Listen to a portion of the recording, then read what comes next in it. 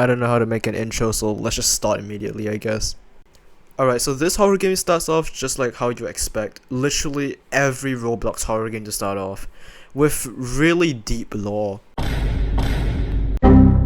And by really deep lore, I mean just a paragraph of text that sounds like... I don't even know what it sounds like, honestly. It just sounds like a really pathetic attempt at trying to create a storyline or a narrative for a game with no storyline or narrative whatsoever. In fact, I'm pretty sure that they don't even address a single thing they bring up throughout the game. It's just, why? Anyway, starting the actual game itself, it drops you in the middle of, I guess, what is considered a school, with blocked entrances to all the classrooms because of an invisible wall, I guess. The game then shows you what I assume to be the main antagonist of the game, before immediately jump scaring you with a falling locker. I know, shiver me timbers. Oh, and in case that locker jump scare didn't scare the absolute daylight out of you, they proceed to throw some random shadowy figure across your screen. I'm not quite sure who that's supposed to scare, but the fact that it glitches out at the end is just absolutely hilarious. Regardless, now we're headed to the manager's room. I just realized that says manager, not manager's room. Anyways, once you've actually find the manager room, you have to go and find the key for that room. I mean, nothing special there, what you would expect from a boring horror game. What is really boring, but might be my fault though, is the fact that I had to search the entire school for that key. I know.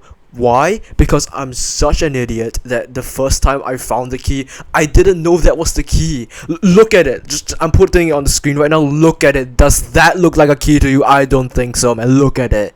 It's just a golden line. How I spent half an hour. Anyways, after finding the key, you have to go back to the manager room. No surprise there. And what's even less of a surprise is that you find yet another key in there. This time, the game tells you to go to class B, because I guess you can figure that out just by looking at an identical golden key. I don't know, man. Needless to say, I spent an unhealthy amount of time trying to find the stupid class B, because guess what? Class C is next to Class E, and Class B is all the way across the entire school, I guess. How does that make any sense? After entering Class B, you are told that the gym key is somewhere in here, which I have no idea how the protagonist knows. I guess the voices are just getting stronger every day. Regardless, the voices aren't wrong this time, and we do find the key. After finding the key, we obviously go to the gym. What's really important to note is that the next place is supposedly behind the gym door. Keep that in mind. Upon going through the door, the voices in your head get really loud again and tell you that there's probably a creature lurking around here somewhere.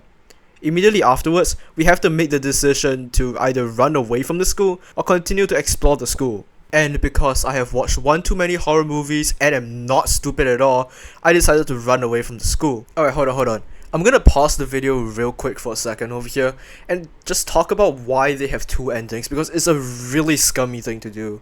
The only reason why they have two endings is so that they make the player have to play the entire game twice. Because after playing the game once and getting one of the endings, chances are you'll be curious about what the other ending is, and then, play the whole game again. What this does is doubles the amount of time you spend playing the game, which in turn doubles the amount of Robux they earn from the game. This is because the longer you spend playing the game, the more Robux they earn because of some developer thing. I don't know, I never made a game. But basically, it's a very lazy way to just earn more money from unsuspecting players who just want a good narrative. Oh, and in case you were wondering, both choices lead to basically the exact same narrative and gameplay. There is no difference between them. Alright, back to the actual game itself. We now have to find the exit door by wandering around the hallways and trying to avoid a monster. Yep, that thing you're seeing right there, that's supposed to be the monster.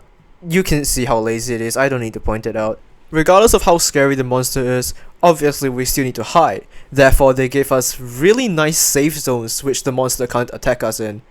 What's really weird about these safe zones though is that it's completely not indicated whatsoever. There is no reason why one part of the map should be a safe zone more than any other part of the map. Also, while I was wandering around this part of the map, I found this, and it's basically a key and some other stuff which is blocked behind a wall that's invisible again, because how else would you block something? I thought that this would be some sort of like VIP thing or some secret or just decoration, but no, it's because that after we find the door, we are told to go look for that key, and then that invisible wall is gone. This game wants you to wander around so much that even after actually finding the right thing, they want to misdirect you to the wrong thing just to go back to the right thing to go to the wrong thing to make it right again. Oh my god! Okay, before we move on from this area, I can make you hate this game even more. Look right here, the monster's clearly stuck in the corner, and then I just die, right? No big deal, just respawn. It costs 19 Robux! It costs money to respawn!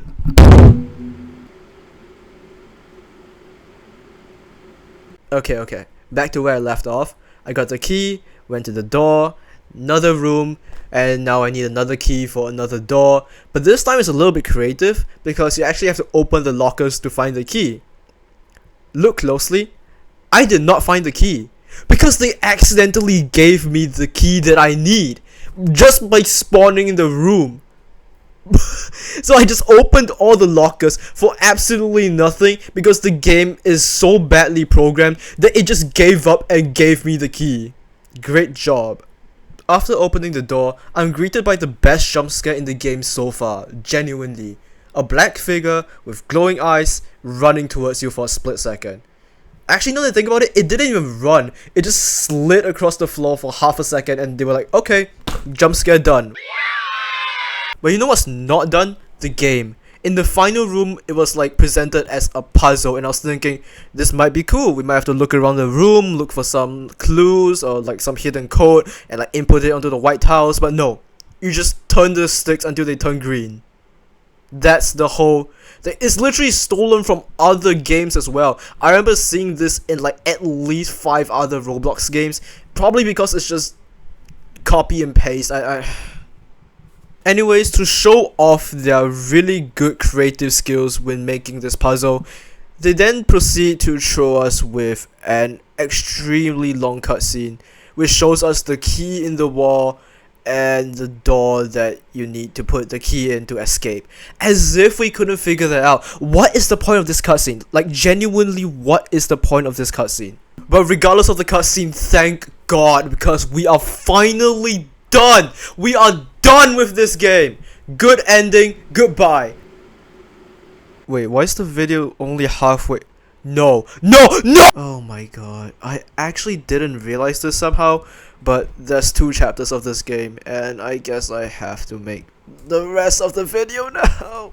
Alright, nobody cares that my voice is dying or that I really don't want to play this, but the game starts off with bad lore again. It's just, we went to a random school with a bad robot. We're basically knowingly going there to die. Also, don't worry, I'm gonna skip through a lot of this chapter by either just cutting through it or fast forwarding, because I know you don't want to sit through another of what you just sat through.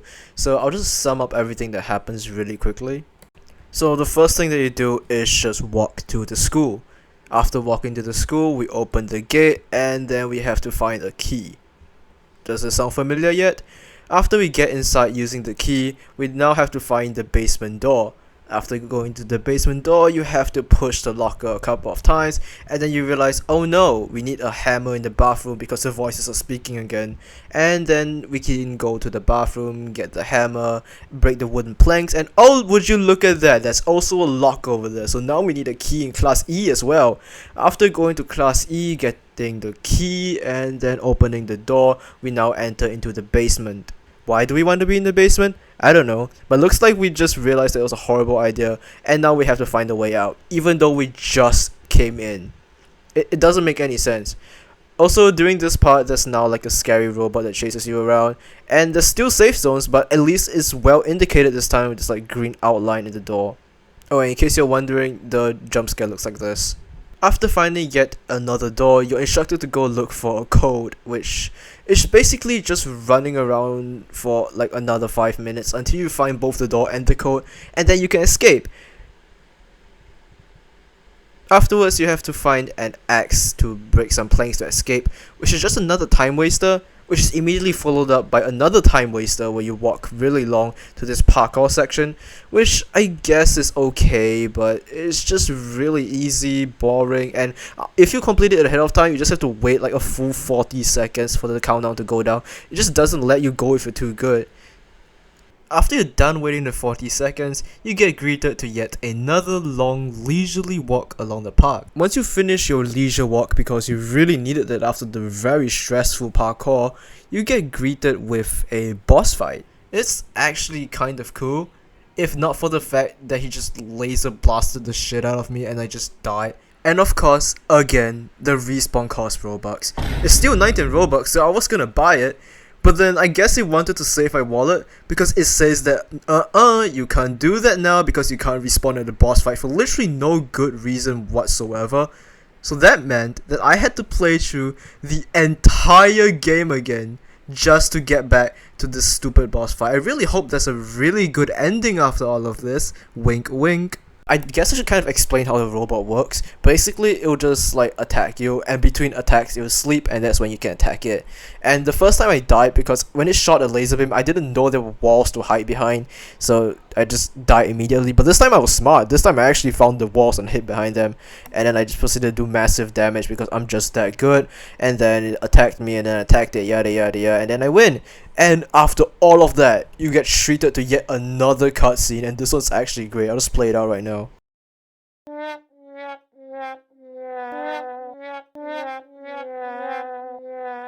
Oh wow, that was disappointing. Alright, that's it. I'm finally done with this video. Subscribe if you want to see more of it, I guess. I don't even know if I want to do more of it, but just subscribe anyway. What's the worst that can happen? Okay, goodbye.